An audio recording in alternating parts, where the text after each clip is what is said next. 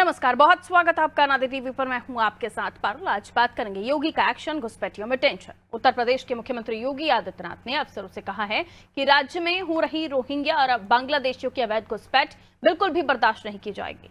CM योगी ने गुरुवार की शाम को एक वीडियो कॉन्फ्रेंसिंग करके अधिकारियों को आदेश दिए हैं कि अवैध रूप से रह रहे घुसपैठिए रोहिंग्याओं को चिन्हित करें। सीएम योगी के इस बयान का मौलाना साजिद रशीदी ने समर्थन किया है। रशीदी ने कहा कि बांग्लादेशी रोहिंग्याओं को निकालिए और आवाम को बताइए कि हमने इतने रोहिंग्याओं को और इतने बांग्लादेशियों को वापस भेज दिया। वहीं सपा ने इस बयान को गुमराह करने वाला बताया, जबकि कांग्रेस ने दावा किया है कि उसने 98,000 बांग्लादेशी रोहिंग्याओं को वापस भेजा था। आपको बता दें, उत्तर प्रदेश में पिछले विधानसभा चुनाव से पहले जब 2021 के अंत में रोहिंग्या घुसपैठियों के खिलाफ एक्शन तेज हुआ था, उस वक्त यूपी अल्पसंख्यक कांग्रेस के प्रदेश अध्यक्ष शाहनवाज आलम ने आरोप लगाया था कि बांग्लादेश से आए किसी भी मुसलमान के पास ऐसा कोई दस्तावेज नहीं है जिसके आधार पर उन्हें रोहिंग्या कहा जा सके। सुरक्षा एजेंसियां बांग्ला बोलने वालों को रोहिंग्या मानकर कार्रवाई कर रही है, ये आरोप थे उनके। दरअसल उत्तर प्रदेश में रोहिंग्या और बांग्लादेशी घुसपैठ की जो समस्या है वो दशकों पुरानी है। बांग्लादेशी नागरिक अवैध रूप से घुसपैठ कर प्रदेश के विभिन्न हिस्सों में रह रहे हैं। पूरे प्रदेश में अब भी तमाम बांग्लादेशी और रोहिंग्या आराम से रह रहे हैं। कई जगहों पर तो इन्होंने राशन कार्ड और पहचान पत्र भी बनवा लिए हैं। स्वार्थ की राजनीति के कारण कई स्थानों पर नए मतदाता और भारत का नागरिक बनाने के प्रयास हो रहे हैं। प्रदेश के कई शहरों में ये अवैध घुसपैठिए नौकरियां और कूड़ा जैसे और भी अन्य कामों को उठाने का काम कर रहे हैं, अन्य चीजों में वो रहकर काम कर रहे हैं। सुरक्षा एजेंसियों के लिए चिंता इस बात की भी है कि रोहिंग्या और बांग्लादेशियों की पहचान कर पाना बहुत आसान नहीं है।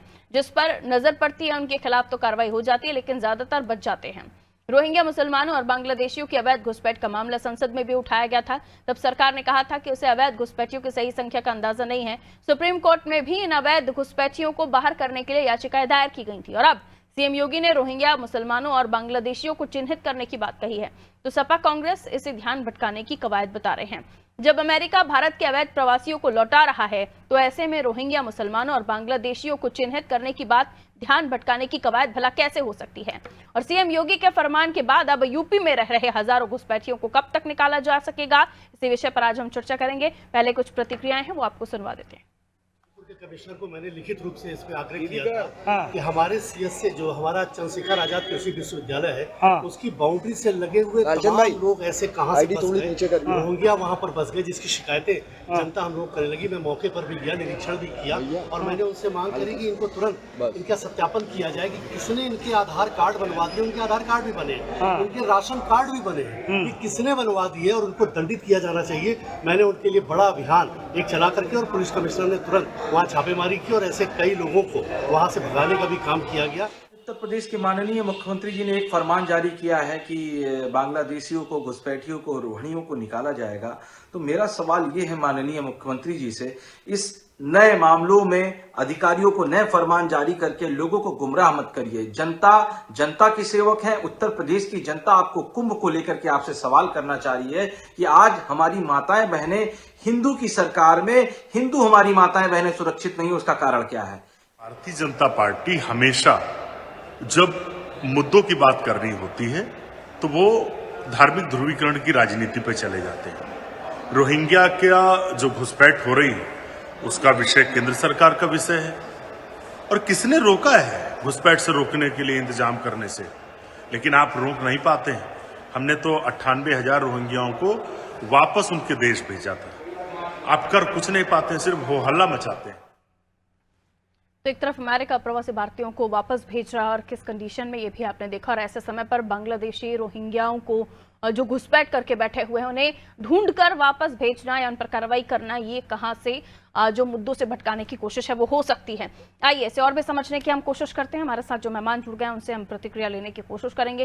दिनेश प्रताप सिंह जी प्रवक्ता है भारतीय जनता पार्टी से, अजीत विशाल जी नेता है कांग्रेस से, पूजा मिश्रा प्रवक्ता है हमारे साथ सपा से जुड़ी हुई है, नावेद शेखो साहब वरिष्ठ पत्रकार है हमारे साथ जुड़े हुए हैं। नावेद साहब, एक तरफ अवैध घुसपैठियों को जो निकालने की बात कही जा रही है, रोहिंग्याओं को निकालने की बात कही जा रही है, अलग जो गलत तरीके से बांग्लादेशी देश में राज्य में घुसा है उनको निकालने की बात कही जा रही है, और वो भी तब जब हम अमेरिका से भारतीयों को किस तरीके से भेजा जा रहा है वो तस्वीरें भी हमारे सामने हैं। लेकिन इसे ये कहा जाना कि मुद्दों से भटकाने की राजनीति है या मुद्दों के तुष्टीकरण, ध्रुवीकरण की राजनीति हो रही है, ये आरोप योगी सरकार पर लग रहे हैं। इसे आप कैसे देखते हैं और ये कितना बड़ा मुद्दा है? वाकई क्या अपने वोटर्स को बचाने के लिए या इन्हें अपना वोटर बनाने के लिए और संभाल के रखने के लिए भी इन पर बोलने से बच रहे हैं नेता?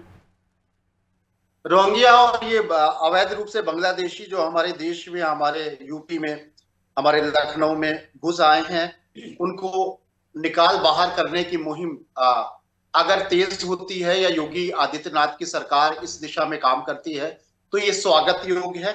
इस बात में कोई शक नहीं है कि सुरक्षा के नजरिए से, हर नजरिए से इस तरह के अवैध घुसपैठ को कोई भी अच्छी सरकार, बेहतर एक चुस्त और दुरुस्त सरकार इस पर काम करेगी। मुझे बड़ा ताजुब हो रहा है, अभी आपका जब प्रोग्राम शुरू हुआ तो उसमें जो आप बाइट दिखा रहे हैं उसमें अंशु अवस्थी हमारे मित्र, उनकी बाइट चल रही है जिसमें वो कह रहे हैं कि हमने 98,000 लोगों को बाहर किया था।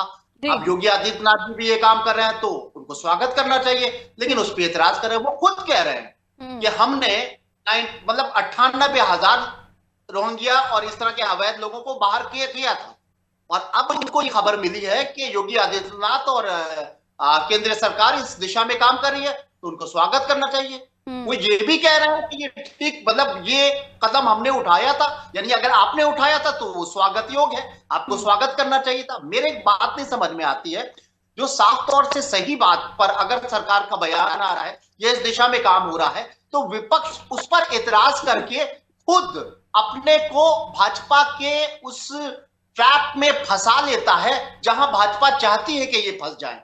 अरे भाई, अगर अवैध लोग, अवैध संदिग्ध हमारे देश, हमारे शहर, हमारे प्रदेश में घुस आए हैं और सरकार उनको निकालने का एक ऑपरेशन शुरू कर रही है, शुरू कर जा रही है, तो इस पर विपक्ष को बिलबिलाना नहीं चाहिए, उस पर एतराज नहीं करना चाहिए, स्वागत करना चाहिए। जैसा कि अंशु अवस्थी जी ने खुद कहा, बहुत अच्छा काम किया, उनकी सरकार ने भी ये काम किया था और ये भी सरकार कर रही है, तो आपको स्वागत करना चाहिए था। अगर आप उसकी मंशा के पीछे और कुंभ को उससे जोड़ रहे हैं तो सीधी सी बात है कि लगेगा आप पुष्टिकरण टाइप से कुछ कर रहे हो, और भारतीय जनता पार्टी यही चाहती है और भाजपा की सफलता की भी यही वजह है और विपक्ष की निराशा की और हताशा की और हार की भी यही वजह है। मैं एक बात जरूर कहूंगा कि ये जो विदेशी घुसपैठ होती है हमारे देश में, ये हमारी सुरक्षा को खतरा है, लेकिन पर्टिकुलर हम अगर बांग्लादेशियों की बात करेंगे तो बिल्कुल सही है, बांग्लादेशी सबसे ज्यादा हमारे देश में घुसे हैं और वो संदिग्ध हैं और उनको निकाला जाना चाहिए। लेकिन एक चीज को भारतीय जनता पार्टी और सरकार को भी सोचना चाहिए, सिर्फ एक देश या दो देश की घुसपैठी नहीं है। हमारे देश में बनारस जाइए, काशी जाइए, यूरोप के, अमेरिका के गंजेड़ी वहां पर घाटों पर बैठे रहते हैं, जो ड्रग एडिक्ट हैं, जो अपने देश से भाग के यहां पर पनाह लिए हैं और अवैध नशा करते हैं, उसका भी नाम लीजिए, वो ज्यादा खतरनाक है, वो ड्रग सप्लाई करते हैं। इस विषय पर विपक्ष को बात करना चाहिए कि स्वागत है, बांग्लादेशी जितना घुसपैठी है उसको बहुत सख्ती से निकालिए, लेकिन किसी को छोड़िएगा नहीं, चाहे वो अमेरिकन हो, और अमेरिकन को पकड़ना, यूरोप के लोगों को पकड़ना ज्यादा जरूरी है, क्योंकि हमें अपमानित किया है अभी इस देश ने। हमारे अवैध रूप से जो लोग रह रहे थे उनको निकाला, अच्छी बात है, लेकिन जिस तरीके से निकाला तो उस देश को अपमानित करने का कोई संकेत।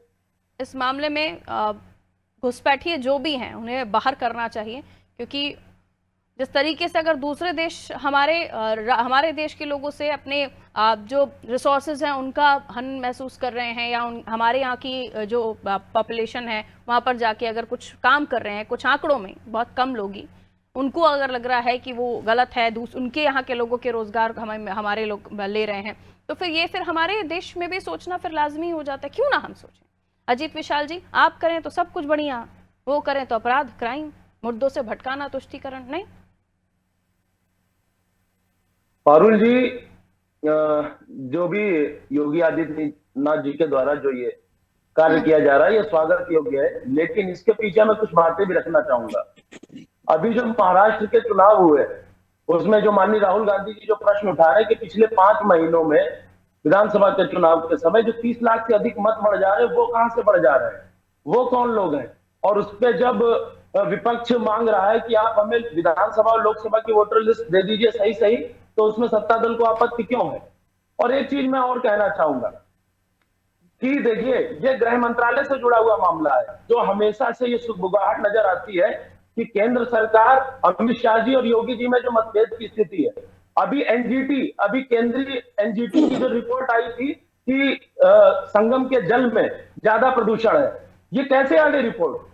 उत्तर प्रदेश के विपक्ष में, और फिर उत्तर प्रदेश की रिपोर्ट आ गई नहीं ऐसा कुछ नहीं है, भारतीय जनता पार्टी के लोग खुद भागने लगे थे। तो ये कहीं ना कहीं केंद्र और राज्य की आपस में मनमुटाव की स्थिति को दिखा रही है। वही यहाँ पे योगी आदित्यनाथ जी, अगर पिछले 11-12 साल से केंद्र सरकार काबिज है भारत के शासन में, तो ये घुसपैठ हो कैसे रही है?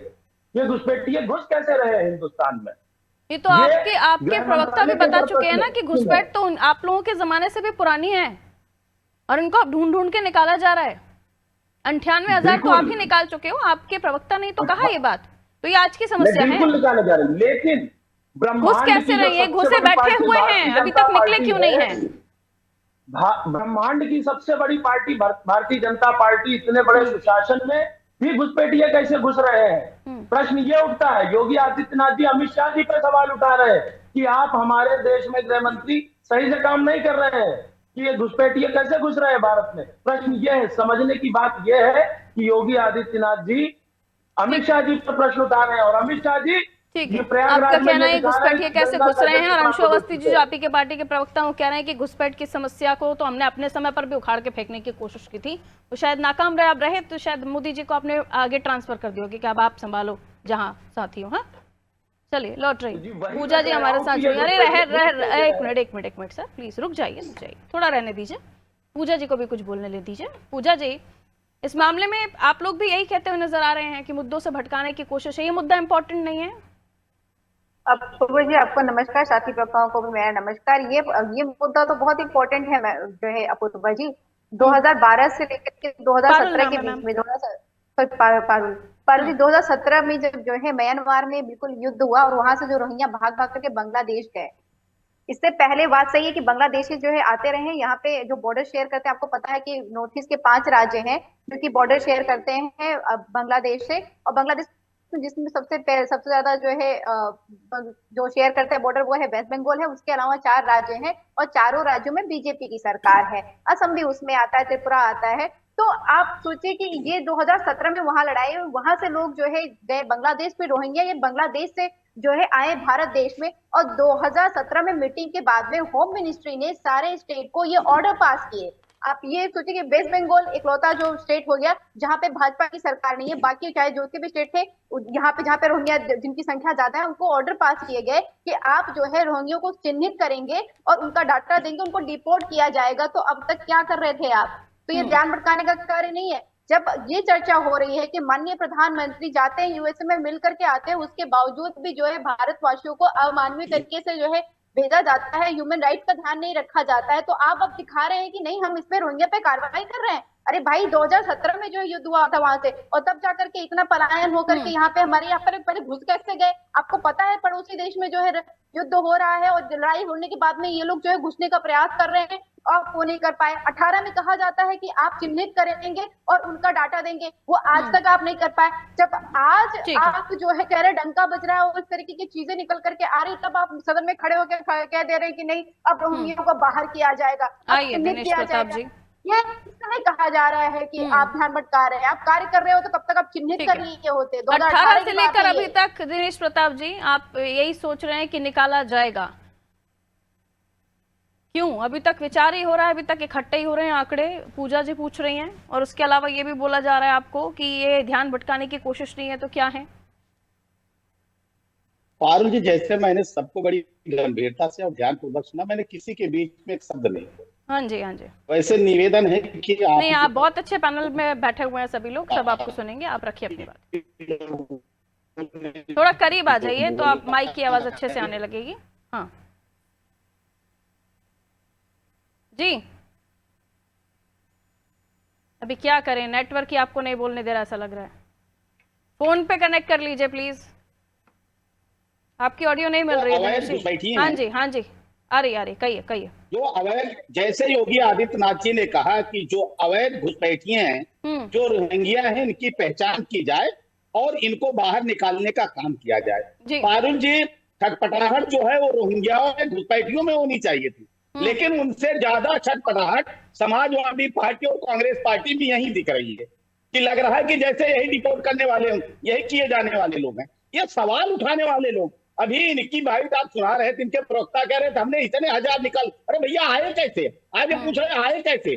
मैं आपसे पूछ रहा हूँ कि जब आप इतने निकाले तो कैसे आए? और अगर हिम्मत है, मैं चुनौती देकर चैलेंज देकर कहता हूँ कांग्रेस पार्टी और समाजवादी पार्टी दोनों, आप जाइए पश्चिम बंगाल, एक बड़ा डेलीगेशन लेके जाइए, करिए प्रदर्शन ममता बनर्जी के खिलाफ कि ममता बनर्जी जी आप कब इनको बाहर करेंगे? हिम्मत नहीं होगी। मैं चुनौती देके कह रहा हूँ, राहुल गांधी, प्रियंका गांधी, वो कह रहे हैं वो रास्ता बंद भी तो नहीं कर पाए, जहां से घुसपैठी आते हैं वो रास्ता बंद भी तो नहीं हो पाया, और अभी तक निकालने का ही सोच रहे हैं। वो तो सीमा की ना, हमने कहा था मैंने किसी के बीच में नहीं बोला, लेकिन कोई ना कोई अपनी आवाज बीच में करिए तो सुना ठीक जाएगा। है पूजा जी, अभी पहला टर्न ही है, बोल लेने दीजिए उन्हें, मैं वापस आपके पास आ जाऊँ। पहला टर्न ही अभी, वही ऑन एयर दीजिए। ममता ये क्या स्थिति है, नहीं समझ आता। ये महिला है, क्या ये महिला है, जो देखिए नहीं, रिपोर्ट करेंगे भाई, बात करेंगे ना कि क्यों रिपोर्ट करेंगे? अब तरीका है, मुख्यमंत्री क्यों ये रिपोर्ट चरित्र करेंगे? है आप लोगों का। ये कौन सी बात है? बात करते हैं। ठीक है पूजा जी थोड़ा सा वेट करना होगा, ये पहला टर्न है उनका, फिर देखिए मुझे अच्छा नहीं लगेगा, फिर मुझे म्यूट के लिए बोलना पड़ेगा। अपनी अपनी बारी में बात करिए पूजा जी प्लीज। कि आप जो है रोहिंग्याओं का डाटा रिपोर्ट किया जाएगा। पूजा जी रुकना होगा, रुकना होगा, आपका टर्न आएगा, आप उस बात पे क्लियरेंस दीजिएगा। अभी रुकना होगा मैडम, अभी रुकना होगा, मुझे म्यूट करना पड़ेगा। पूजा जी म्यूट करना पड़ेगा मैडम, प्लीज बात अपनी अपनी बारी पर रख लीजिए, अपनी अपनी बारी पर क्लियरेंस दे दीजिए, दर्शक सुन रहे हैं आपको। जी दिनेश जी। पारुल जी, मुझे पहले ही पता था कि जैसे कांग्रेस पार्टी और समाजवादी पार्टी की इलॉजिकल बात, जैसा ही मैं करूंगा, मैं बिल्कुल इंटरप्ट करूंगी। इलॉजिकल बात करते भाई। ठीक है पॉइंट पर आइए दिनेश जी, अपनी बात रखिए। मैं यही शुरुआत न करूं या तो ये बताएं मैं इनका प्रवक्ता हूं क्या? नहीं आप अपनी बात रखिए प्रभु, जल्दी समय निकलता जा रहा है, टिक टिक घड़ी चल रही है। हाँ आपने तो हमको लगता है 10-15 मिनट बाद मुझको समय दिया होगा पारुल जी। सर मैं सबके सवाल लेकर ही तो आपके पास आई हूँ, अब जवाब आप ही को देना है, कहें। तो पारुल जी लेकिन आप हालत देख रहे हैं अपने यहाँ ना।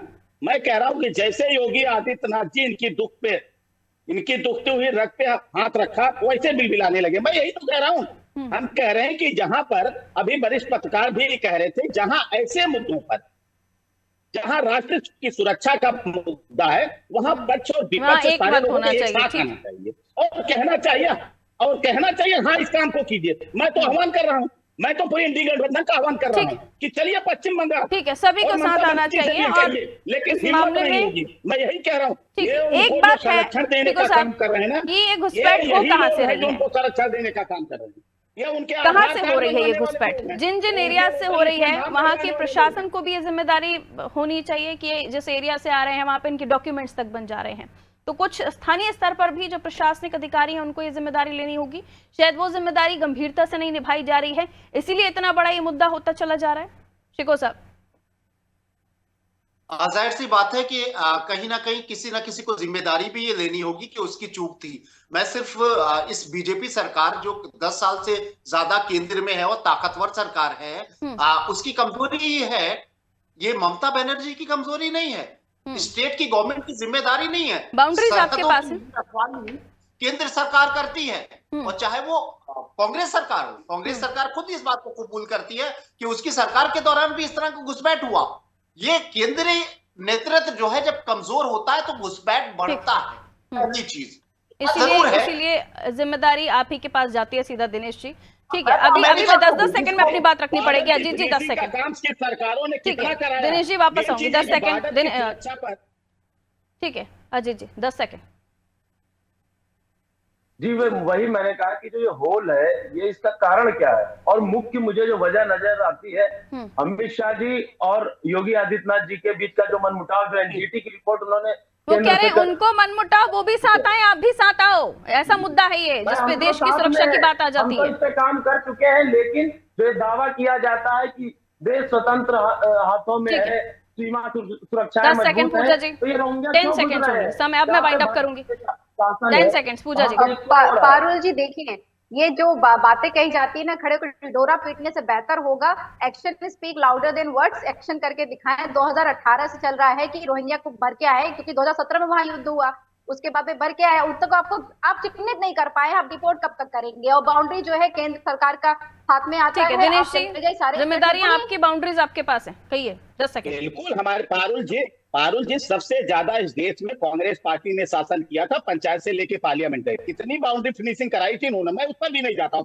मैं अब ये कह रहा हूं, और किसने अफजल गुरु को जब फांसी हो रही थी तो कौन वकील के रूप में खड़ा था, मैं यहाँ भी नहीं जाता हूँ। अभी ये शुरुआत है, अभी ये कांग्रेस पार्टी और समाजवादी पार्टी उम्मीद करते हैं जिस मुद्दे को इतनी गंभीरता से उठाया जा रहा है उस मुद्दे पर काम भी किया जाए। एक्शन की बात आ रही है सर, एक्शन लीजिए आप, अब एक्शन लीजिए। बहुत बहुत शुक्रिया आप सभी का हमारे साथ चर्चा में जुड़ने के लिए। उत्तर प्रदेश की हम बात कर रहे थे, जहां से तमाम मेहमान हमारे साथ जुड़े हुए थे। घुसपैठियों पर ये टेंशन इसलिए भी कही जा सकती है, और टेंशन में घुसपैठिए हैं या कोई और भी है, ये भी बात उठ रही है।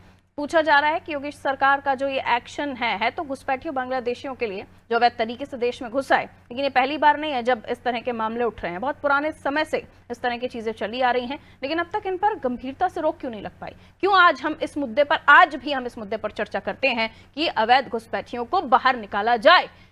क्यों आखिर उन रास्तों को नहीं रोक पाया कोई भी? इसलिए ये गंभीर मुद्दा है, और ये न केवल देश की सुरक्षा के लिए बल्कि हमारे देश की जो जनता है उनके हक पर भी डाका डालने का काम करते हैं। दीजिए इजाजत, नमस्कार।